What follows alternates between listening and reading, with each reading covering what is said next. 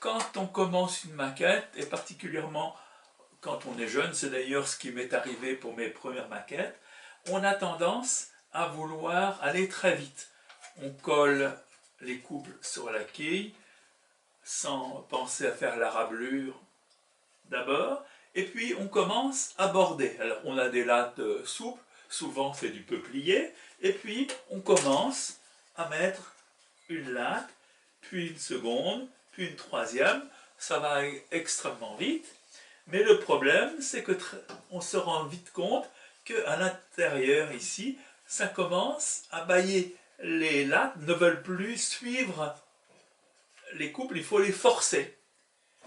Et puis on se trouve avec une zone qui est pointue comme ceci, parce que, évidemment, le couple ici est beaucoup plus grand que celui-ci par exemple. D'autres commencent par ici, et puis ensuite vont dans ce sens, mais le problème est le même. Alors certains commencent par les deux côtés en même temps, et puis se retrouvent avec une zone qui est pointue et qu'on bouche un peu comme on peut.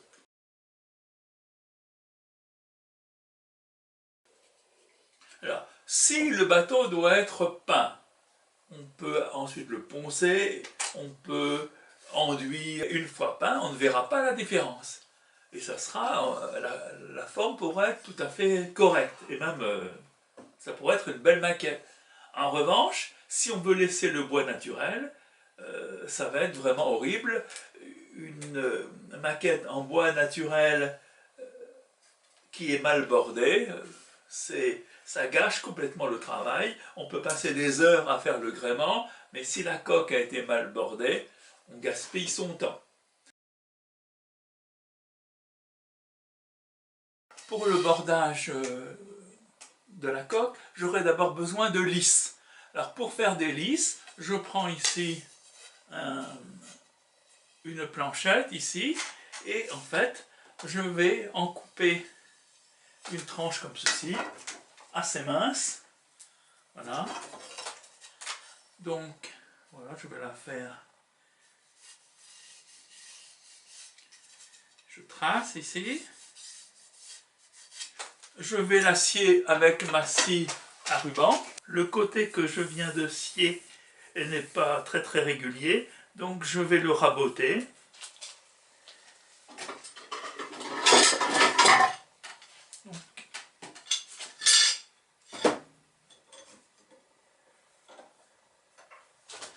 Et je vais prendre un rabot assez fin.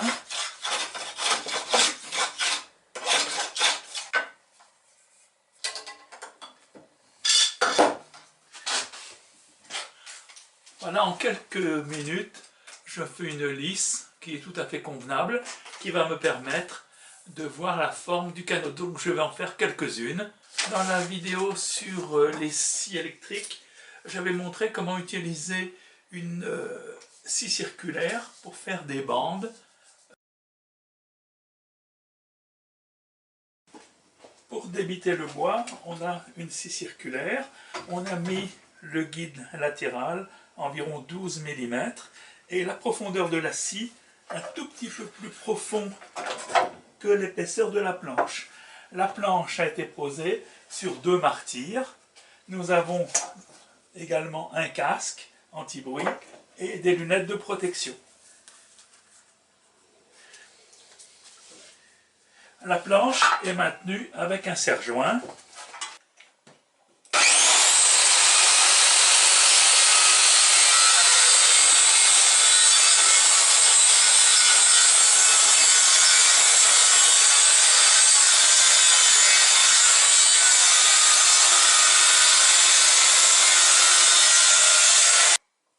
On change le serre-joint de place.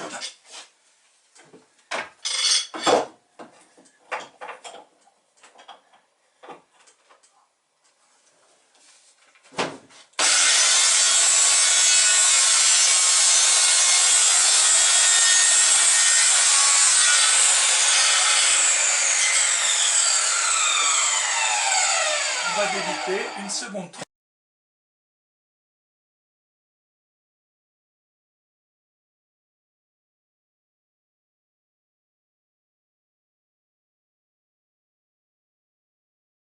Ces bandes sont déjà assez souples, mais elles sont trop épaisses pour faire des bordés.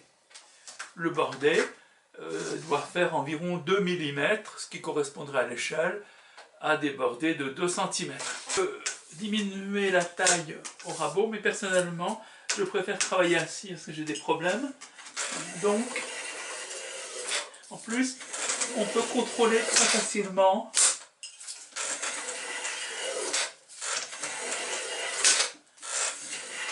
mais ça peut se faire aussi bien avec un rabot, à condition de bloquer l'arrière. Évidemment, au rabot, on va en pousser.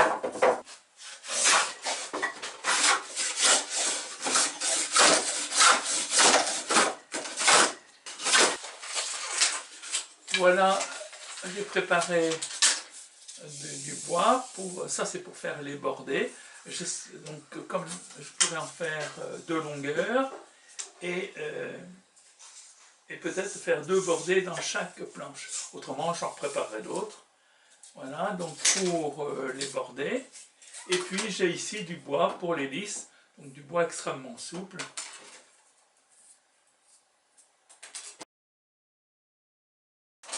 On va commencer par mettre la lisse qui va marquer la tonture. Alors, j'ai fait une petite pièce de bois ici avec un biseau que je vais mettre là.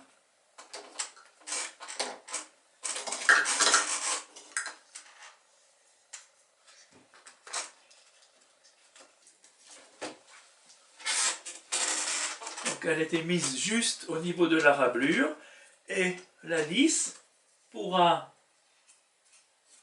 rester en position comme ceci. Donc je vais la maintenir en place, soit avec des petites pinces, soit avec des punaises, ici, qui sont très fines et qui ont une grosse tête. Quand la lisse a été posée, on regarde si la courbure est bien régulière, si elle nous convient, voilà, si on a une belle tonture. On va maintenant placer la lisse de bouchin. Quand on a une coque comme ceci qui s'échoue, il s'échoue sur la ventrière qui se trouve au bouchin. Alors pour trouver la position du bouchin,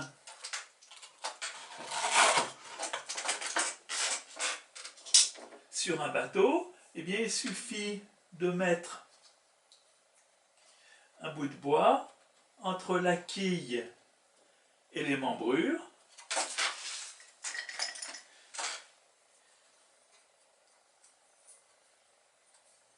Et on trouve donc que le bouchin est ici.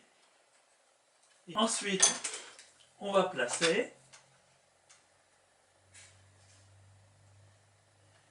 une latte. Voilà.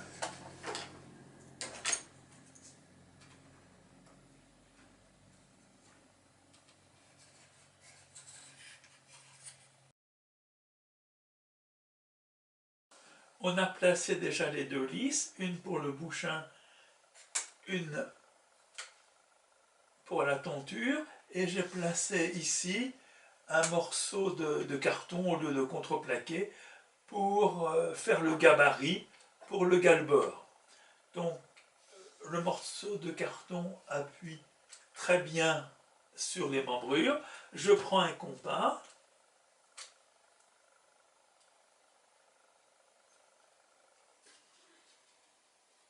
et je peux marquer à chaque endroit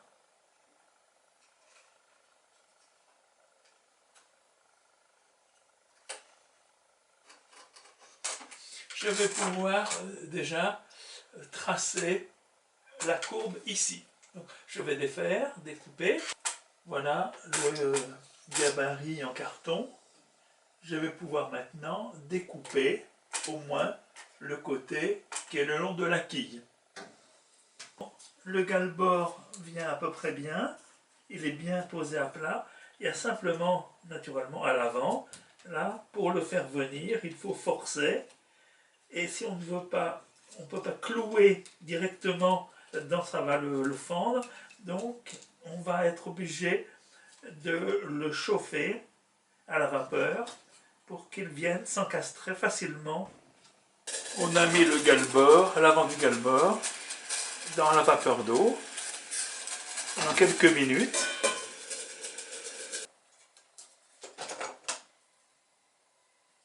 On coince le galbord en position et on le fait venir.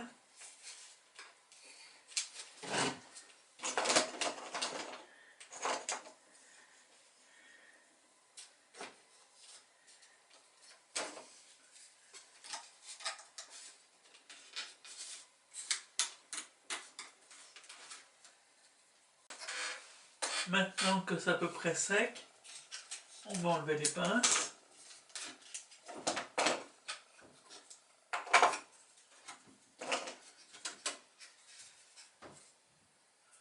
On voit que le galbord a pris une courbure. On va mettre de la colle pour les milieux humides dans la rablure.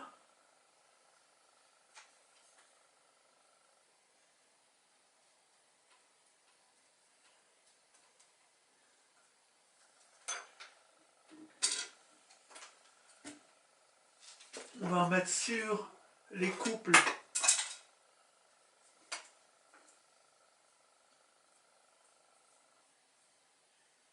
Il faut bien en mettre à l'avant parce que on ne mettra pas de clous pour le moment.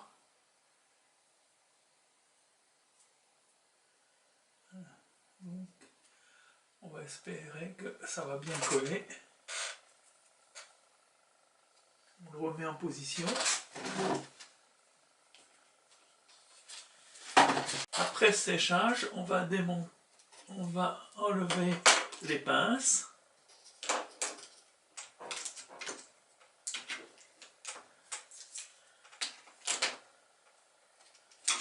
On va enlever la cale en espérant que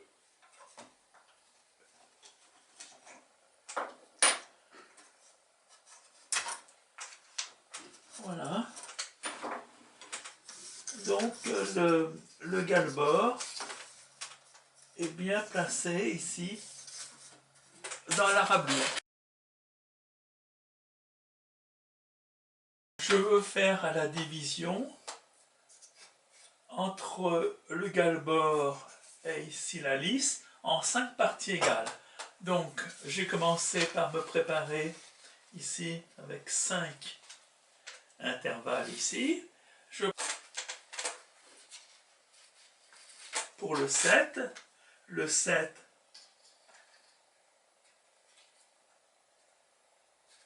voilà, donc je trace un trait et je regarde à quel endroit, voilà, et je vais tracer ici les différents traits.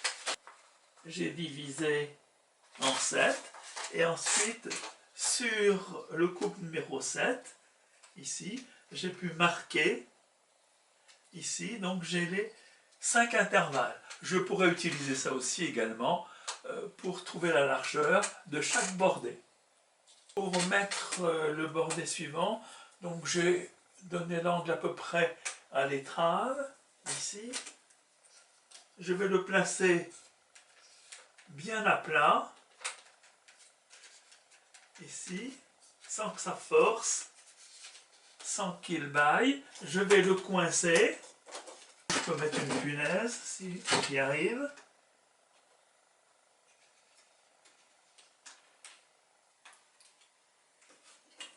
Voilà. Et ensuite, avec un compas,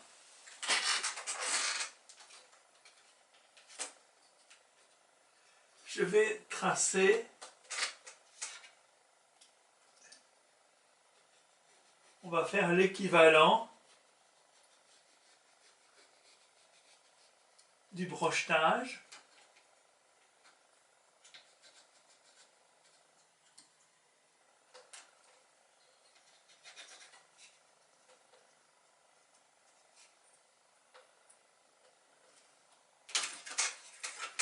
J'ai tracé avec mes bandes ici la division.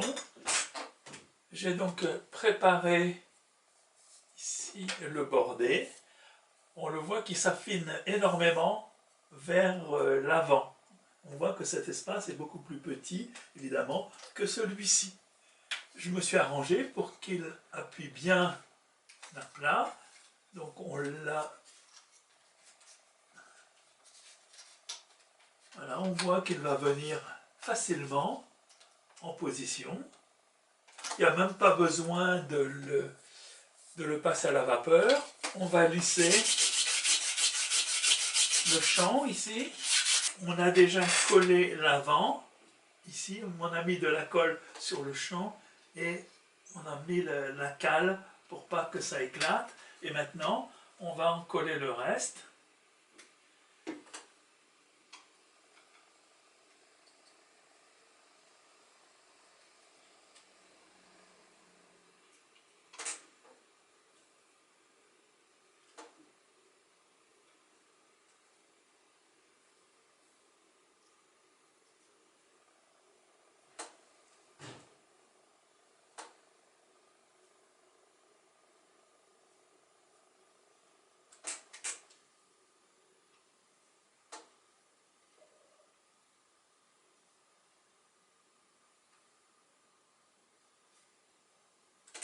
Voilà, et on va maintenant le mettre en position.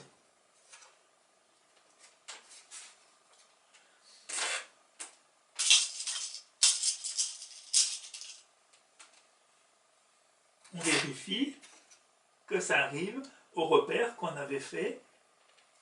Il ne faut pas que ça dépasse. Voilà. La colle est sèche, on peut enlever les punaises.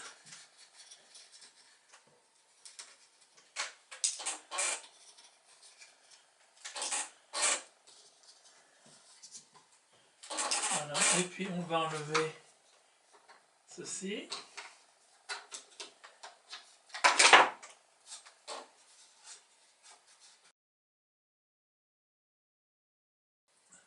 On va mettre les 3 bordés suivants.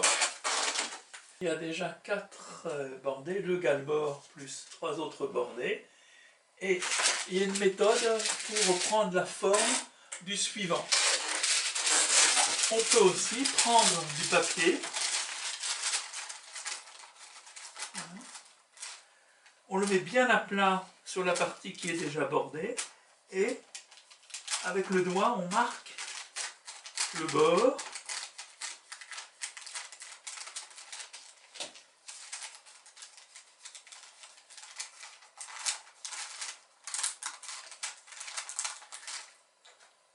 On marque également l'angle de la rablure. Et on va découper.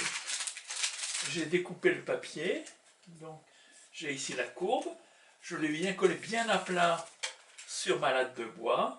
J'ai marqué ici et je vais déjà découper ici la courbe, voir si elle s'applique à peu près correctement ici. Il faudra peut-être un peu finoler. J'ai découpé ici suivant le gabarit. On voit que pratiquement déjà la courbe est pratiquement correcte. Donc j'ai marqué en différents endroits la largeur ici correspondant à la division. Je prends un peu de marge pour bien lisser et je vais couper ici.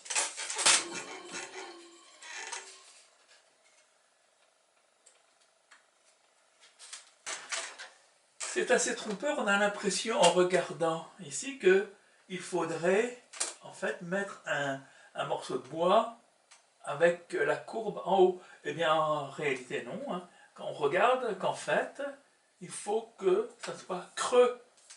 Voilà. Donc j'ai préparé mon bois, j'ai mis ici un repère parce que sous la cale ici on voit rien, et puis je vais maintenant caler, je vais maintenant coller ce bordé. Ce qui fixe sa tête de farfadet insomniaque Arnaud Demange. Bonjour.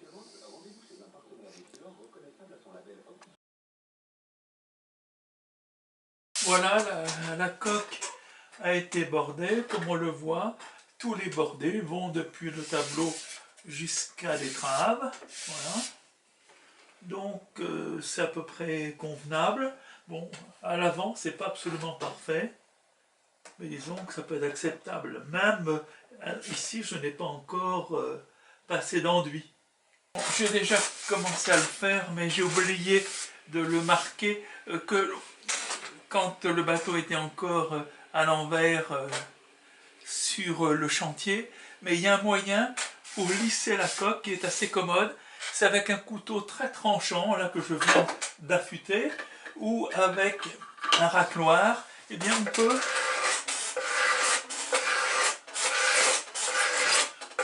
on enlève des très petits copeaux.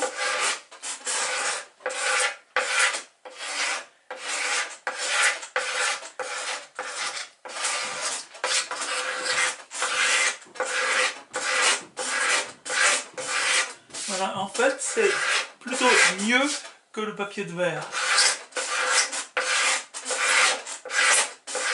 J'ai oublié de le dire, mais ça va sans dire. J'ai pu utiliser un racloir uniquement parce que je n'avais pas planté de clous. Dès qu'on a planté des clous, si on n'a pas pu les enlever, eh bien, ce n'est plus possible d'utiliser le racloir.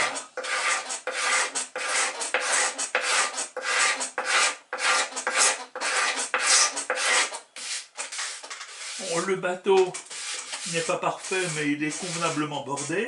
Mais il y a quand même un petit problème qu'il faut signaler.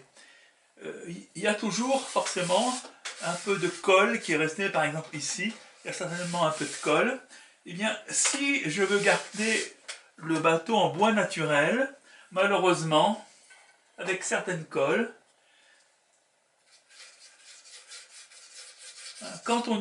s'il faut qu'on teinte ou qu'on vernisse,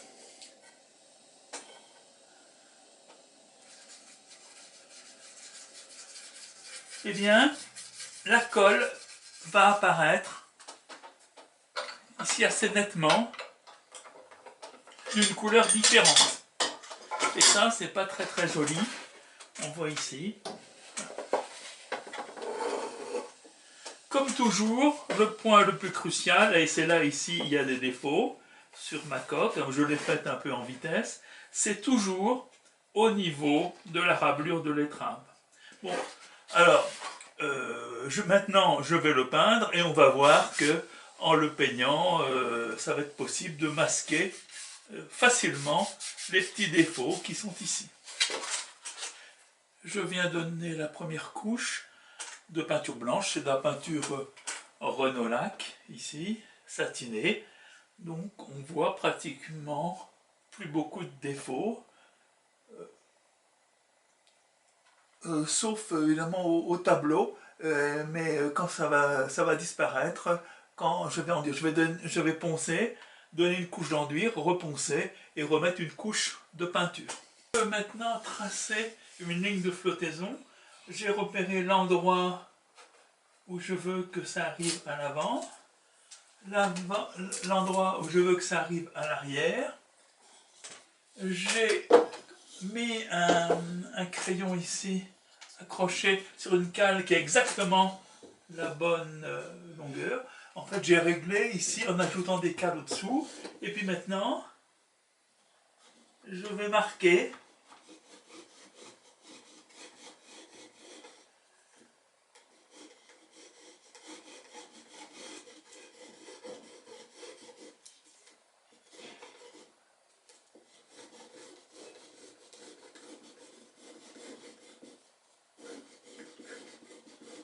alors c'est un peu plus dur, c'est à l'arrière, surtout quand il y a une voûte.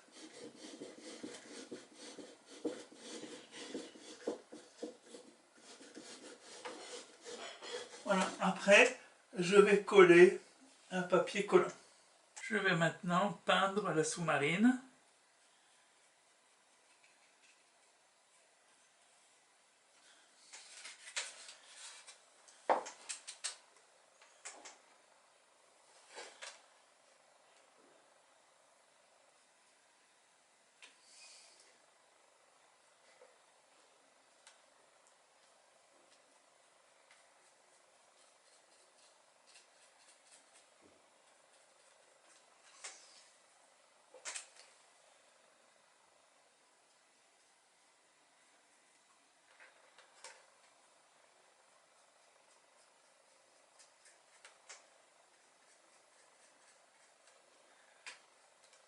Il faut essayer de ne pas faire couler la peinture évidemment sous le papier.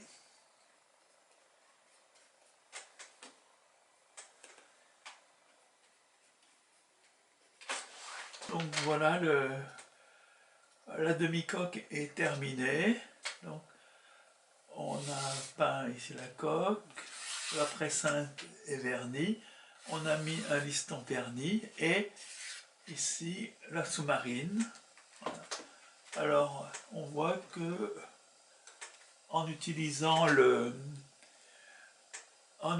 l'enduit, pratiquement la ligne ici est bien régulière. Voilà.